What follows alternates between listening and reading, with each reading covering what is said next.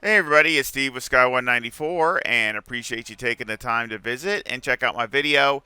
And I haven't come to too many setups with the new Ferrari 296, so decided I go ahead and do one for Circuit Paul Ricard also, see what it could do. It was very strong, of course, and of course this is with the newer hot fix, the 1.9.2. So again, we'll just do a quick lap.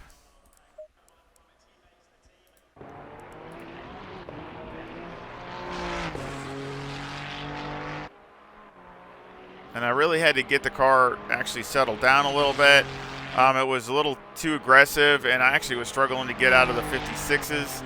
So, I mean, until I started, doing more work on it. Again, it's not just the straightaway speed, even though that's a big part, but you got to have the car handling the rest of this track for a race setup.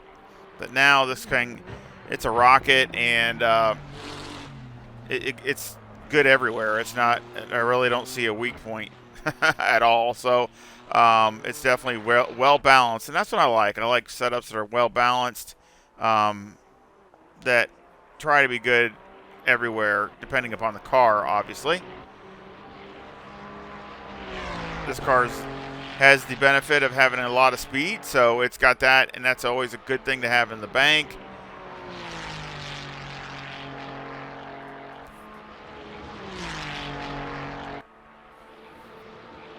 Great speed down the straightaway. See, it's 176 solids holding it, so it's over two. It's a solid 2 miles an hour over the Lamborghini Huracan Evo 2. So again, which it's just a fast car. And of course, the Evo 2 is not known for its top speed because with all the downforce and drag that it has. But it still ran good. But again, this car is, it's its own personality, so you got to try to find what it likes, what it doesn't like. And I was really trying to be on a conservative side for my first setup here for it, but it's still super fast.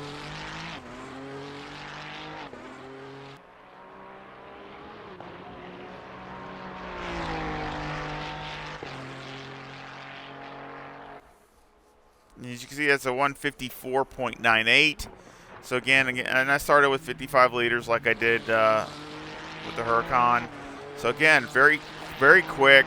But main thing is it was doing it consistently, staying within a couple tenths. I actually had a little faster than that in my Delta, but couldn't pull it off. But it was staying right around there, or like really low 55. So again, that's what I want to see. I want to be able to see it do that time, lap after lap, not do a one good lap, and then other than that, you can't do squat. So again, that's what I try to do. So that way, it's a good drivable setup for everybody. Let's go over to setup. Got 24.8 left front, 24.6 left rear, 26 right front, 25.5 right rear. Toes negative 0.1 on the front with the camber at negative 3.6 on the left front, negative 3.4 on the right front with the caster at 11. The toe on the rear is a positive 0.12 with the camber at negative 2.8 on the left rear, negative 2.6 on the right rear. So again, all this is I have changed a lot of this from the aggressive and gone through and with tire with the heat and the wear as far as inner to outer. And I got a good base setup here. I think it works really well. Now this is where it's definitely on the conservative side, but again, there's a reason. TC got 4, 5, 3, and 6. So again, with the map, you could go to 1, but I wouldn't, just because it's just going to make the rear end want to come around faster. I don't think the car needs it, and you'd be better off to save the rear tires. Now, on all this other stuff, you could definitely get more aggressive with the TC and the ABS. So that's something that you can do if you would like.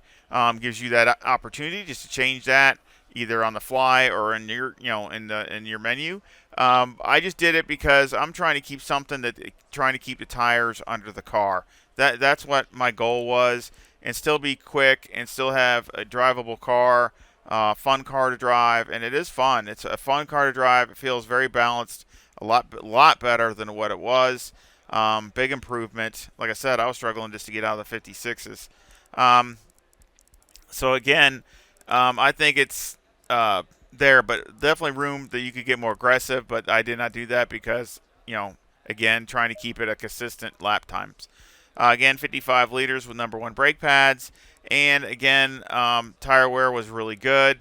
It was just as good as the Lamborghini, maybe a little more spread, but barely. So maybe the Lamborghini was a teeny bit better, but again, I like to close this up a little bit, but that's all you can do. Mechanical got 5 on the anti-roll bar, 63 on the brake bias, steering is 15. Springs in the front are 188,964 with a 500 bump stop rate and a 1 bump stop range on the left and a 2 bump stop range on the right. And on the rear, the springs are 150,818 with a bump stop rate of 1,000 and a bump stop range of 10 on the left rear and 20 on the right rear. Anti-roll bar is 2 and the preload is 90. Here, again, change some things. The springs are the same as the aggressive, but the only thing I didn't change, I did try some stiffer springs in the rear. Did not like it. What else? But everything else has pretty much been tweaked a little bit.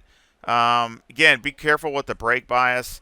I think you could turn it down, but I would wait until you're like near the end of the stint, and you need to be able to do that because you're going to just increase your rear tire wear, and the car rotates very freely now anyway. So I don't think I would really mess with that too much. And if anything, you could go up probably one more if you wanted to be able to adjust that down. But again, that's a good starting point. Other than that, everything's good. Shocks on the front are 7232, and on the rear they're 1173. Again, lots of adjustments with Motec that I did with all this, and yeah, the bump was pretty far out on the rear, and the rebound was way out on the front. So some pretty big adjustments, but it's all good now, and the graphs look really nice. So I think it works very well. Aero got 52 in the front, 53 in the rear with a 5 wing and a 3 in the brake ducts. And the front aero variation is a 4.1 to the positive. Now here, you can go down to a 4, but I wouldn't go any less than that. If you do, it'll just slow you down as far as lap times. So I went up to 5 because it actually got quicker. You will gain a mile an hour if you go down to 4. You'll do 177 at the end of the straightaway. So again, so that's 1 mile an hour more. So if that's what you like, but the thing is, it'll be more prone to sliding. And again, let's just kind of rewind here a little bit. With this update, the more you slide the car, which you've got these long, fast corners here, the more you're going to destroy the tires. So yeah, if you want to do that in qualifying, because the tire wear is totally irrelevant, it doesn't matter. You're just looking for the ultimate lap. That's fine. But for a race setup, I'm trying to have something that can keep the tires under it as long as it can. So again, I went with this combination because you still can slide. So don't get me wrong, but you have less chance of it than you would if you had a 4-wing. It slides very easy, and you're just going to literally destroy the tires in a very short amount of time. So again, this is what I would have a good balance. Now, if you want a little bit more rotation, just go up 1 click in the rear to 54. They're both pretty good. So for a shorter race, that might be a little bit better. For a little bit longer, this might be a little bit better. So again, I would just take your pick. It just gives you a teeny bit more rotation, but again, it feels really good through the fast sections. And again, this is a really good, solid package. So again, I hope you enjoyed the setup. Of course, I'll leave a link to the setup in the description. And again, all my setups are free. All my older setups are free. So they're in my playlist. Just go in my playlist and look for them there.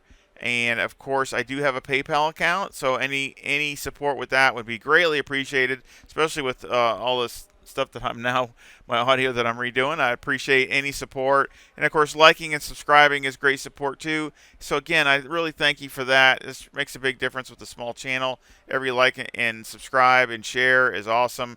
So again, I appreciate it. And of course, I do have a Discord. That link will be in the description also. And again, you can go there and ask me questions or ask what, any tips as far as setting up and things like that. And I, usually get back to you pretty quickly. So again, I'll leave that link there. And again, of course, more will be happening with my Discord. It's just with all this audio stuff going on here and me wanting to get my streaming quality a little better. It's kind of taken up some time from doing any other, doing more concentrating on Discord. So, but it'll be coming. So again, I appreciate it. And again, I hope you enjoyed the video, and I hope you come back and visit again really soon. See ya.